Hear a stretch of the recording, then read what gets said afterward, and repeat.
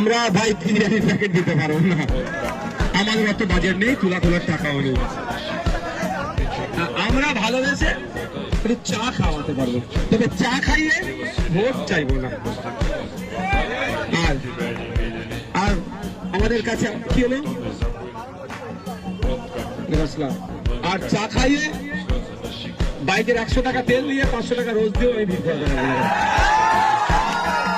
আমার কাছে আসবে, তোমার জন্য আমি জান দিতে প্রস্তুত আছি। ভালোবেসে থাকবে, আসবে, জেল খাটতে প্রস্তুত আছি।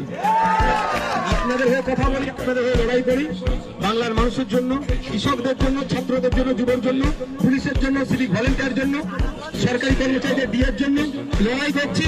আমাকে আটকাতে পারেনি, 42 দিন জেল খাটিয়েছে। আমি 100 টাকা দিতে পারবো না, 2 দিন জেল খেটে নিতে পারবো আমি তোমাদের জন্য। আমার কাছে 100 টাকা নাই।